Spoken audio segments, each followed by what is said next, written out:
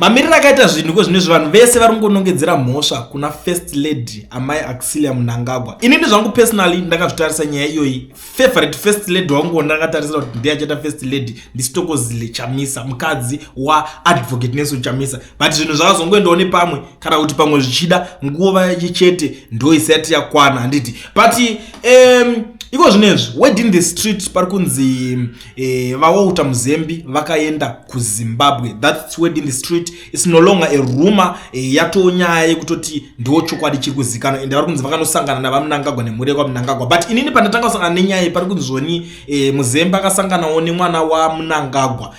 Unongoziva kuti nyaya idzi zvinenge zvichingoitika kavanenge vangosanganawo muroad dzavo vachienda muroad dzavo vachienda kuLondon vangoti dhuma chikomana wadii boy here abva vatanga kutaurirana conversation yavo.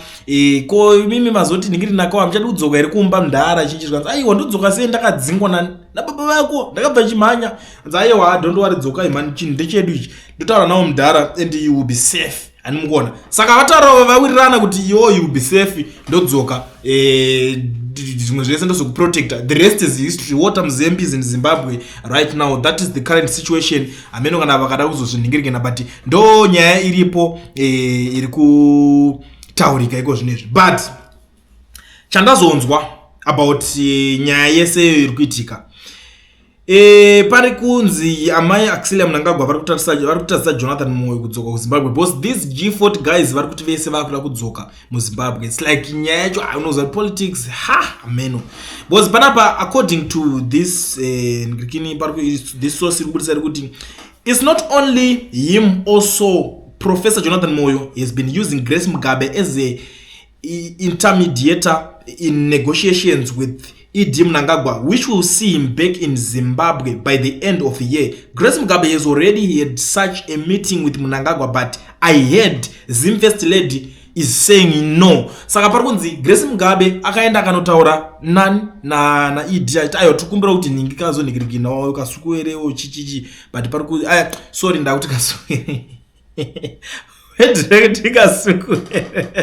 pane nyaya yakasukure ndoda kukudza ndosaka ndabata nzira. So apa pari kuzongonzi uyu Grace Mugabe ndokutaura kuti ndokumbira kuti Jonathan Moyo aite sei adzokewo chichi. Unongoziva kuti zvinhu zvacho zvepolitics kuzongokumbirirana kuregererwa kuti handiwo ndinotowirira naye saka inotaura naye umuziva kuti ndina ma-intentions akashata zvandakatadza kana ndakatadza ngandiregererwewoka you understand zvinhu ndongoitika zvezve because iwe kuti unzi wadzoka paground unongo uchitotarisirwa saka kuti uri kuda kuuya unoita sei ubvanzi aiwa iwewo ina handisina chandichada kuita ndakuda kungodzokera ngorarama ndiri munyika mangu like zviringoitawo vamwe ndanetawo kugara ndiri kuexile. Unongoziva kuti life yekugara uri kunze inorwadza kana kunyanyanya wachembera saka madhara yanenge kuti manje toita sei ndikangodzokawo paground ndingoitawo tumadhiti twangu tumabusiness twangu nyaya zvinenge zvichingoitika zviya. Saka panapa pari kunzi Axilia Mnangagwa manje ndiye ari kuti no hakuna hazviite ngavagareko. I don't know why. I don't know vane ma-issues magrudges avo oro kana kuti ari kuongorora nyaya obva atarisa kuti these guys zvavakaita ivo it's like ivo ana Mnangagwa kuti vapinde papower pavakanodribla Mugabe vachinomurova maskillful avo vakanomurova kusvika vamubvisa nditi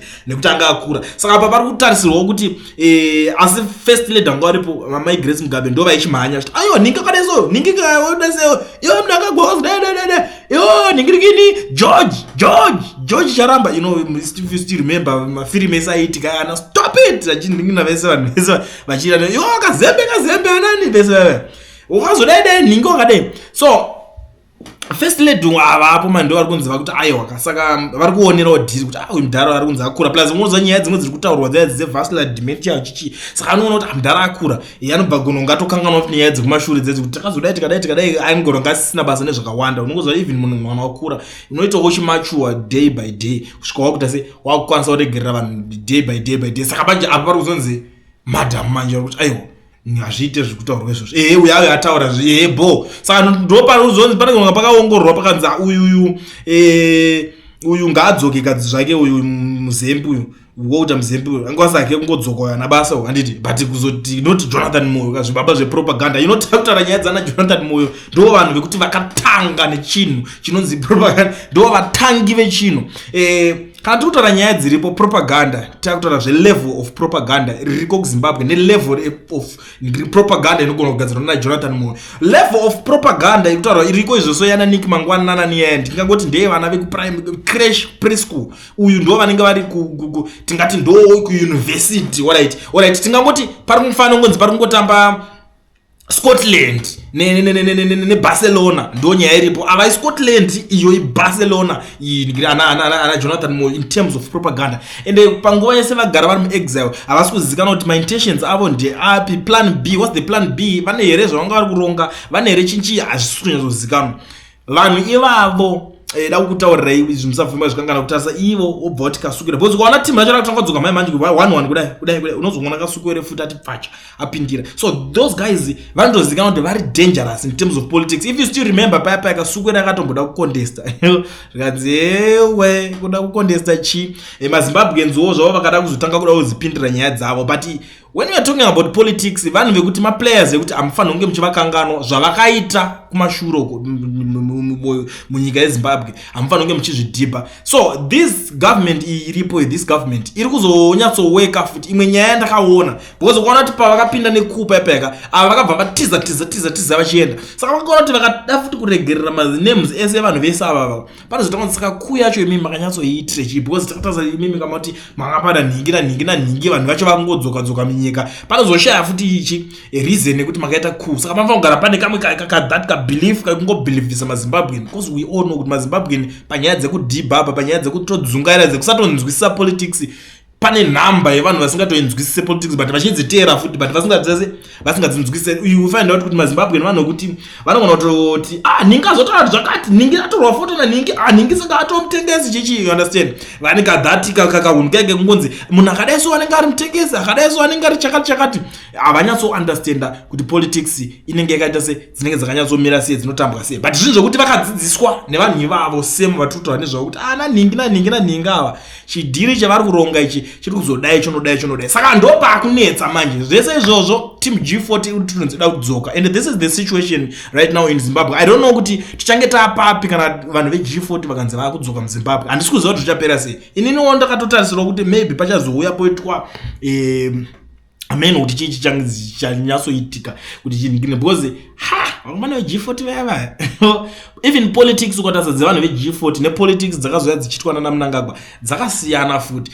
Timu reG40 rinonyanya kushandisa musoro stereki vanoshandisa munyondo yavo haina kudhomoka zvakaita zvinoita timu yeriko izveso iyi because ukatarisa politics dzevakomana variko izveso ava most of them havana pfungwa dzavanonyanya kushandisa kungoti ningi ngatimusungi ngati anopedza nguva ariko kunhingirikini ukazotarisa even kana ukaita go through macases acho saka ukazosungirwe chii naye Job Scala ukazosungirwa chii ukazodidi uzotarisa at the end of the day hapana zvine musoro zvinenge zvakanhingirinwa I understand timu raikumashure iri vaine vanhu vokuti vaiti vakatokutarisa vakufa vanhu vakwakusiri kwenhamo vangonzwa ningi ago ningi afa nei zvizikanwa zvinonzi afa ndo matambiro avaita politics dzavo manje timu iripo kune varikowo vakomana vanotozviitawo izvozvo zvekuningira hakuna mapolitician vasingaurayani vanotoona kuti uyu akatinetsa ngatimuuraye but vanochinja zvavo. Team G40 manje ndopayonzi yadodzoka saka havasi kutembwa saka inini ndakatarisa nyaya iyi manzwira ndaita ndikuona kunge Axel Mnangagwa anenge ari kutya kuti apa pakapa mudhara uyu munhu unge atokotsira avarerwa zvake but anogona kurohwa chibhakera muziso nevapanha vanenge vadzoka because unongoziva kuti munhu anenge agara nguva uzongoshinga kuti ndada kudzoka zvinotyisa futi uda kudzoka kupi kunoitei kuzviona saka ndo nyaya iri kupisa iko zviyo zviri mumastreets yatiri kunzwa saka ini ndangoti mazvimba inini zvingazondiremerawo mukazoti koiwo wakatiigiriri kutiudza nyaya dzakadai because pane nyaya dzakawanda dzatinotonzwa dzatinotosangana nadzo mukufamba but dzimwe dzacho hatizodzitaure tobva tangokula down but kozoitawo dzimwe dzekuti inini ndinenge ndiri ka 1 gig zvikandibata mushe munongoona ndakutotola ndakutovhurika ndakutochitokuudzai nyaya dzacho zvekutoti vamwe vanotonyatsondiziva vanototi kuliye ndimutorere makamera because pane information yasvika kwaari kana kuti kana kuri mimi vanhu venetwork dzimai mudzimirei mawifi iwayo because anytime anotoconnecta ipapa pakatozvikanda so ndonyaya dzadzo dzine dziri kuitika ndichadzoka zvangu ndati ndine nyaya yakasukure nda kuzokuudzai musika mamwe pepe ndanambodhomoka zita racho. But for now kana uri muSouth Africa uchida kuregistra company yako ubva uvhurwa FNB business account zvaeasy. Pane vanonzi veeducation research ana Mukoma Owen vanoregistra macompany kune vanhu vaya vekuti hauna work permit kana study permit. Zviri easy, vanokuregistrera company yako wokuvhurira FNB business account. Zvato easy zvokuswera uchinokumbira vanhu mazvima-account uchivhairirwa uchinzi account yangu yakazodai ndezvekudhara zvezve iwe tora nhamba dzaOwen idzi ndo zvakanakira kuona Kulian TV unongotipirwa tumwe tumadhitiro usingazive. Tora nhamba dzaOwen umufonere kuti Owen ndikumbira kuvhurwa FNB business account yangu over register company. Zvezvo kuti unoswera uchivhairirwa nevanhu vachikuti hezi tiri mbinga tikuona matenda rinongwanika nemunhu wese rere like malike anosiyana vazizi vamwe munoenda kumasowe vamwe munoenda kun'anga vamwe munoenda kuchi ameno kuti vanhu munonamata zvakasiyana siyana. But kana ukaregister company yako hauzvitadze kuappruvwa zvezve tender submission mungazoya tizokutaurira kuti nezvakawanda zvatikwanisa kukuudzai zvatoziva. Even kuna vanonetsika nemabookkeeping munobata futi Owen. Saka itai plan pava mazimba mungodai mungozoti ndozvo advantage yekuti mangosanganawo naKulian ndari muchiki ndokuti ndongokutipirai zvese. Saka endai muregistrwa makampani muvhurwe enyu maaccount swera muchindingina panongodiwa valid passport yete.